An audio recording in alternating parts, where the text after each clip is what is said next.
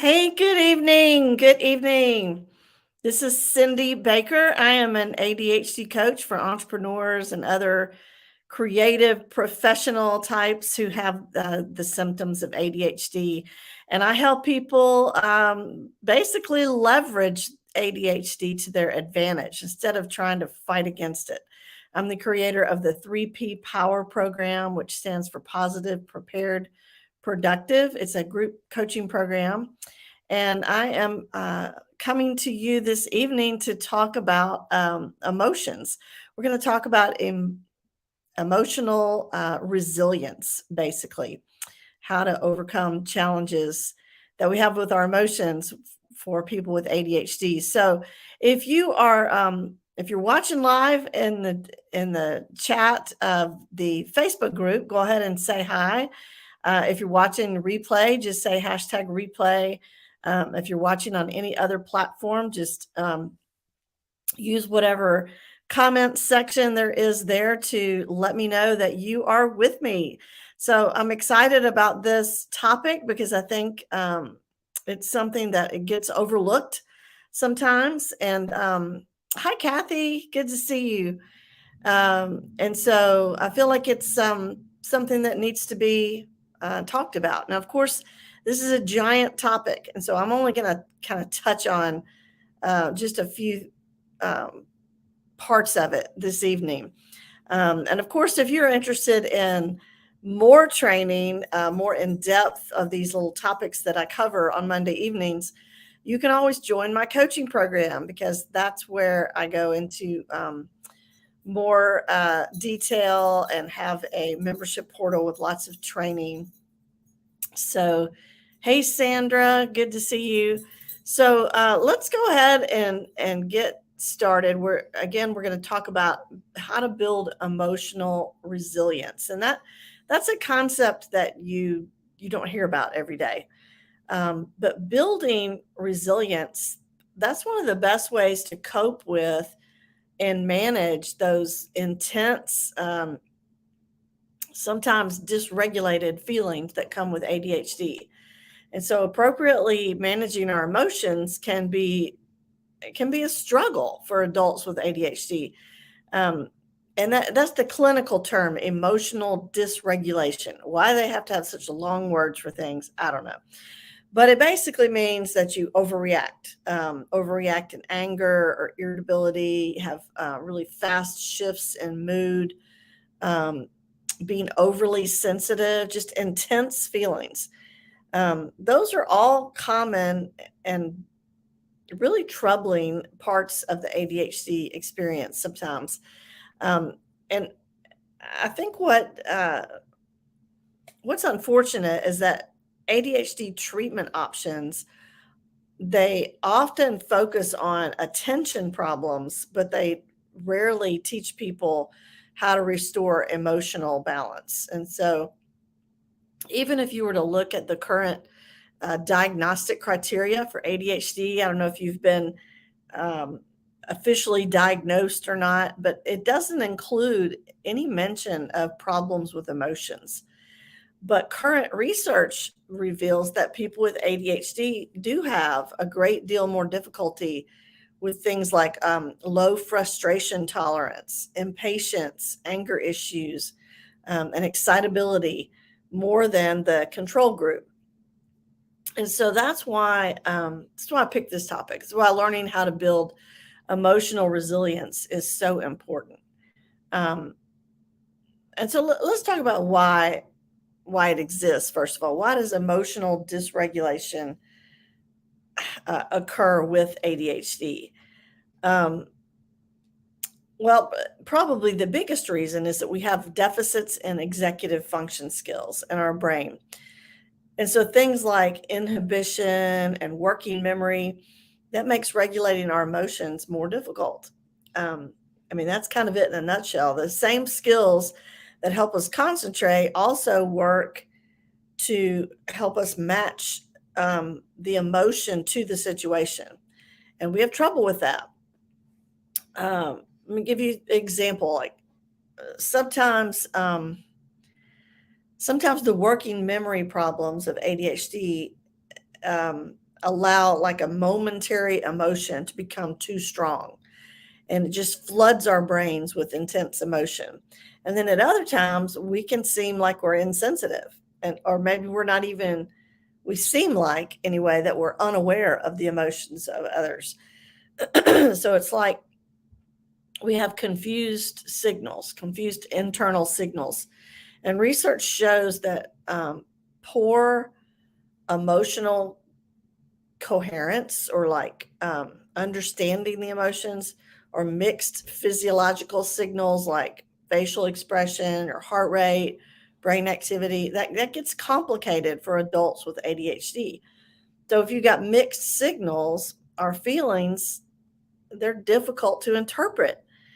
Um, for example, frustration and disappointment may feel the same, but we know that those are two different things. They're not the same. Frustration is a signal to, try harder or move forward with more effort or a new strategy, but disappointment is usually a signal to move away.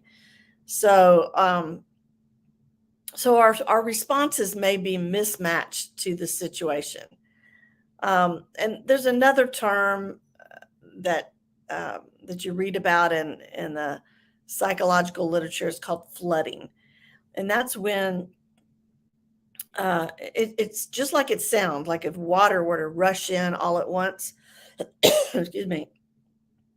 Flooding is when a momentary emotion just gobbles up all the space in our heads, just like a computer virus can use up all the space on a hard drive.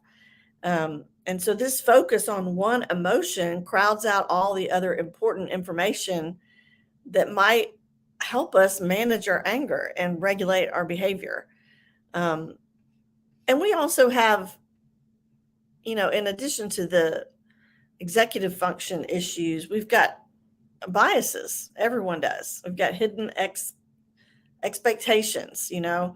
Um, our emotions have both conscious and unconscious or automatic influences. And so it involves interpreting biological signals. And at first, we do that automatically and then deliberately. For example, let's say you hear a sudden loud noise and your heart rate jumps, but then once you realize, um, that it was just your neighbor's lawnmower or something like that, and there's nothing to fear, then you feel fine.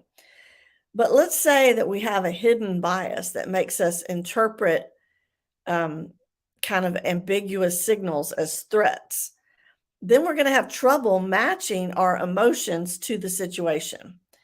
Um, so I'll give you some examples. You may have heard of the term rejection sensitive dysphoria. Big long word to just say that we are extremely sensitive to perceived disapproval, whether it's real or not.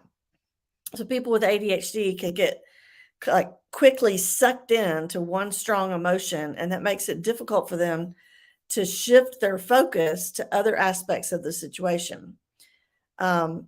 For example, let's say you're at work and you make a suggestion or something, and you hear like a slight uncertainty in your coworker's reaction.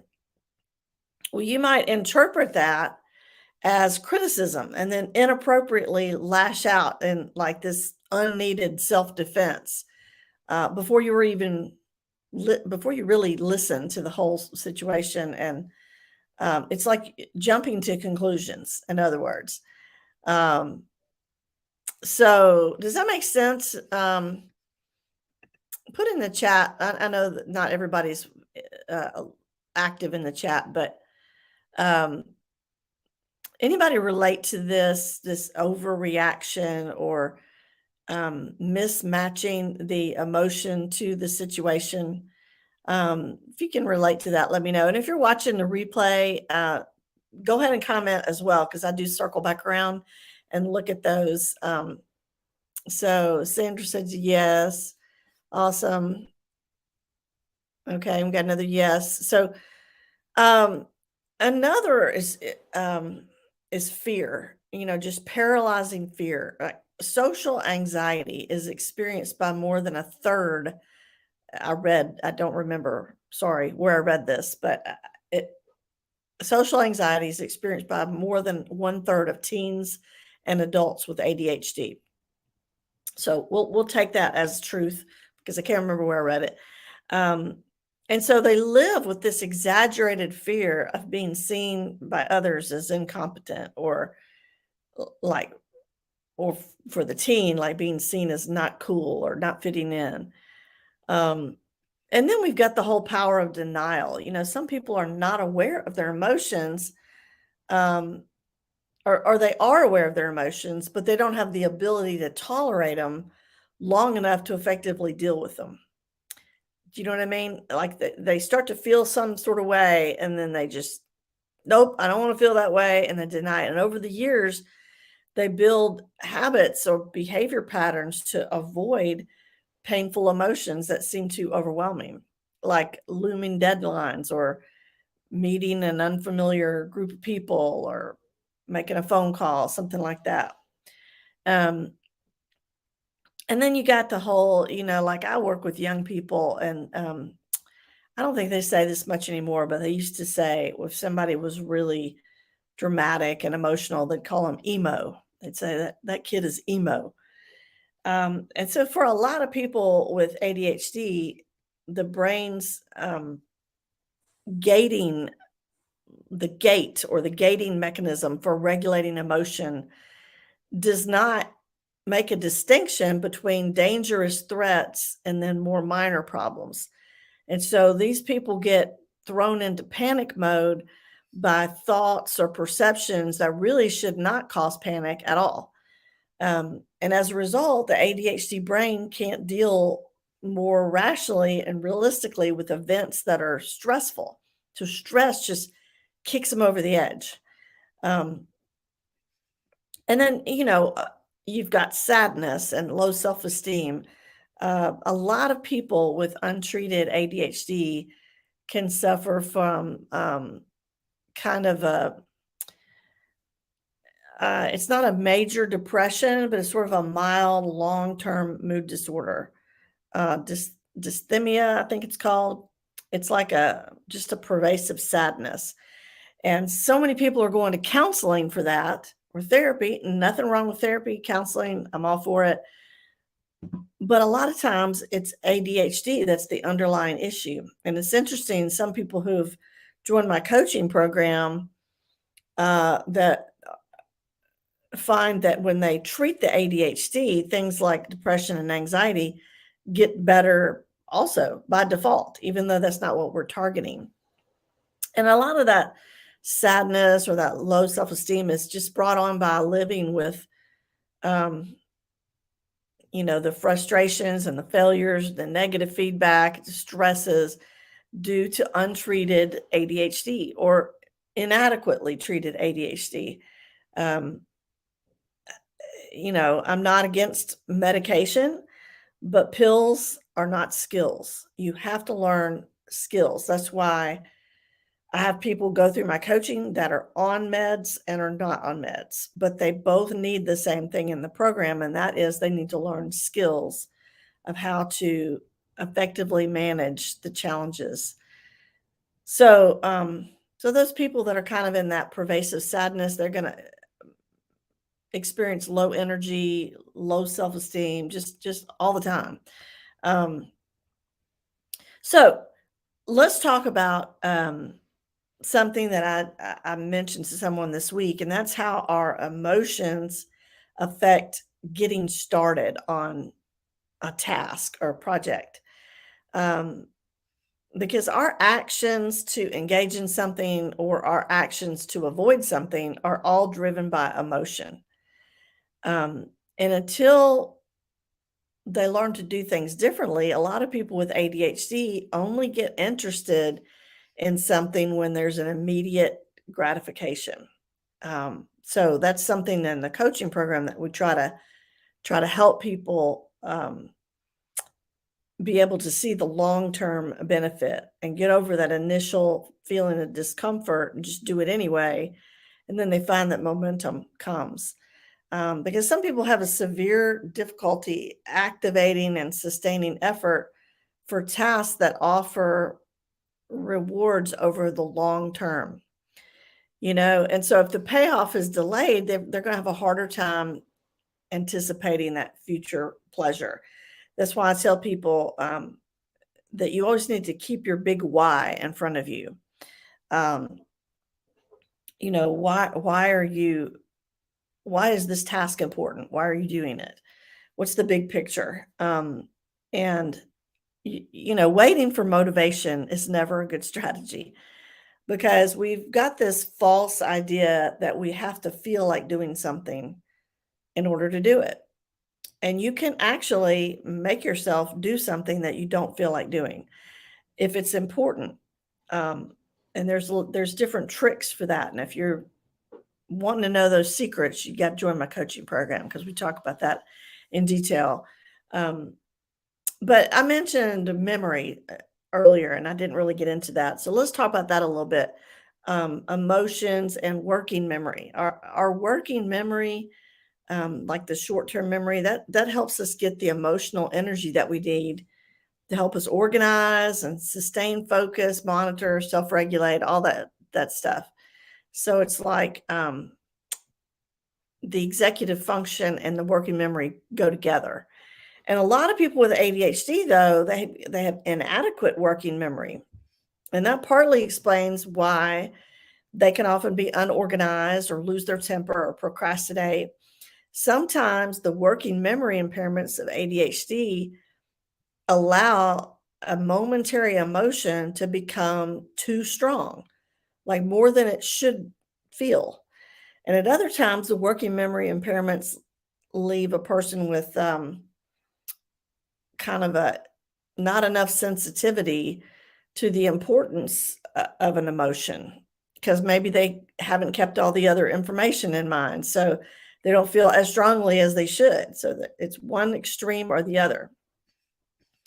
So does that make sense? How am I doing here? I don't want to be talking over your heads. I could get really nerdy on this, but so I guess the bottom line is you want to know, okay, what do we do about it, right? I always try to give you some kind of practical tips. So how do you build emotional resilience? Well, the first thing, and you hear this all the time, but it's true, is that you have to monitor your overall physical and mental health too. If you don't eat and sleep well and you don't exercise, that's going to impair your ability to feel good emotionally. It's going to impair your ability to deal with life's stressors and challenges.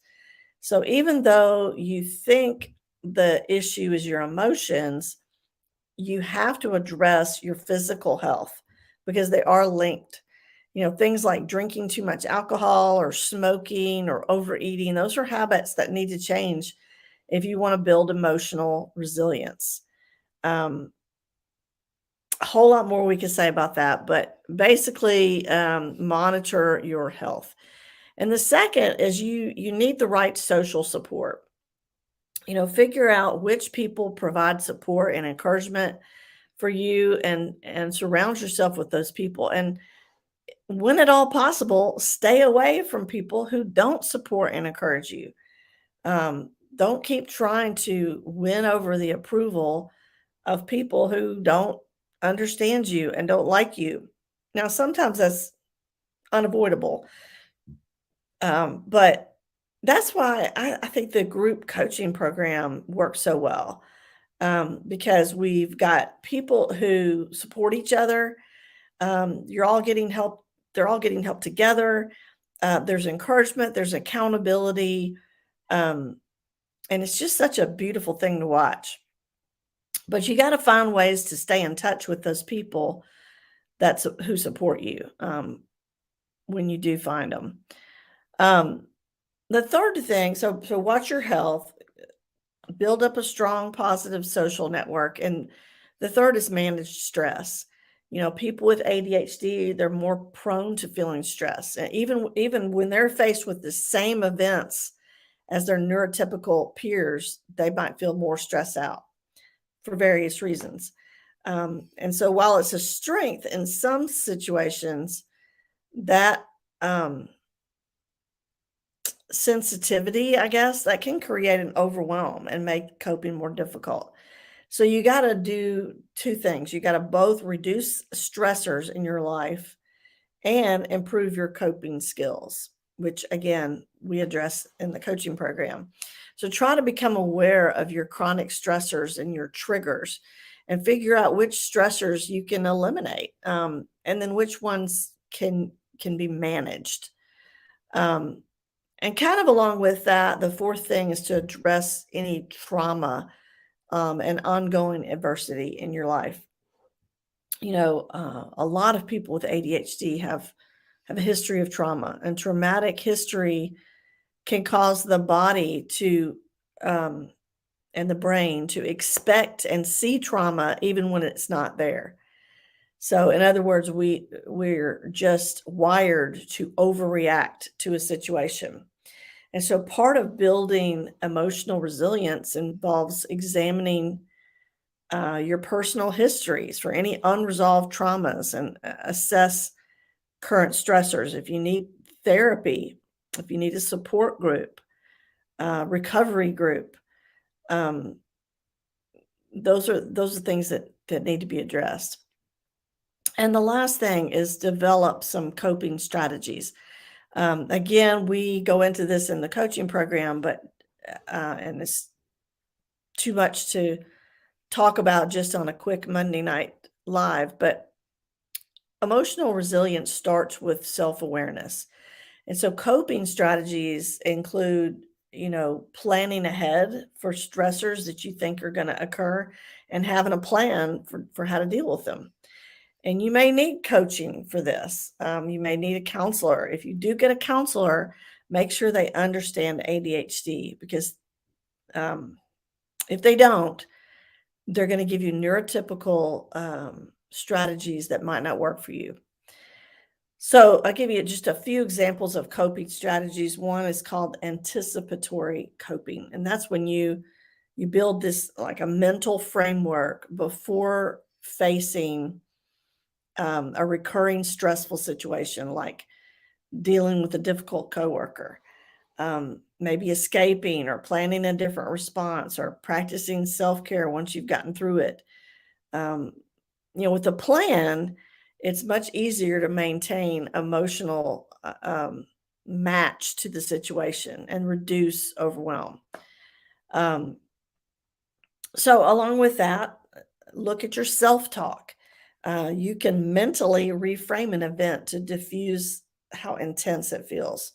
So, it starts with thinking. Um, a lot of times we'll start with thinking that a stressor means deliberate harm, like you've got somebody tailgating you. Well, you can step back and you can try to rethink the situation and assume the best. In other words, extend the benefit of the doubt. The person is not trying to run you off the road, they're just distracted. And shift your attention. Sometimes the best way to avoid a stressor is something starting to make you feel stressed out, like a specific person or the news or a web page. Just direct your attention away from it if you can. I mean, that sounds so simple, but so many times we don't do that. We just try to wallow in it. uh, Use humor, laughing about a situation, kidding about it with somebody. That's sometimes helps to change your perspective and your attitudes around the situation. It just makes it easier to deal with. Um, Another coping strategy is rationalization, and that's sometimes talked about in a negative way, but rationalizing can also be an effective way to cope, because you can step back and try to be rational or logical and change your perspective about about a stressor or situation. Um, Says I wasn't answering you in the chat. Yeah, okay. So with all that said, there's so many more things we could say about regulating your emotions, but I think the starting place is just to realize that you do probably have a tendency to overreact, fixate on one emotion, feel it too intensely because of your ADHD. And knowing that sometimes helps. Um, for example, when I was younger, like in my 20s, especially, I had pretty bad PMS. Okay, guys, if you're watching, that's premenstrual syndrome. And my hormones were all whacked out, and I would always get some kind of big upset. And like about once a month, I'd get really upset about something and I would cry or I would get mad or something like that. And then I learned to start to track on the calendar. And whenever I'd get upset about something that seemed kind of out of proportion, I would look at the calendar and I'd be like, oh, okay, I'm about to start on period. That's why. And then it helped me to just know I'm overreacting and I'm going to feel differently in a few days about the same situation. And sometimes that just helps to be aware. Um, so if you want to dive deeper into this type of thing, um, let me know if you are interested in finding out more about my coaching program.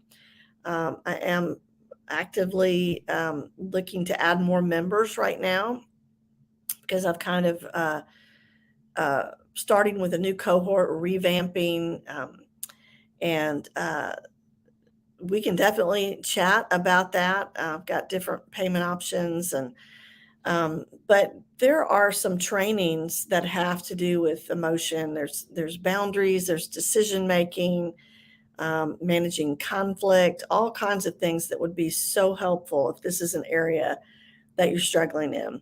So if you have any questions or comments, put it in the chat. And uh, Kathy said, yes, PMS emotions. Yeah, it does help to know that you're going to feel differently in a few days. That sometimes it's just your hormones talking, and you can say it. Sometimes it's just my ADHD talking, and you can learn um, to just step back and give yourself some time to sort things out.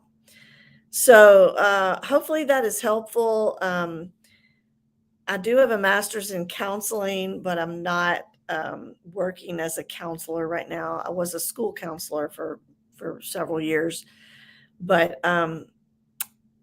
there's a lot more that we could go into if we had weekly Zoom calls like I do in my coaching program. So if there's something you're interested in, please let me know. And hopefully you found some tips that were helpful. Like I said, I think awareness is one of the first steps just to help you understand. So good. I'm glad it was helpful. So you guys have a great start to your week wherever you're watching this. If you're watching the replay, let me know. Let me know what you think of this topic. Do you want to hear more about this type of thing? And I will see you next time. Bye.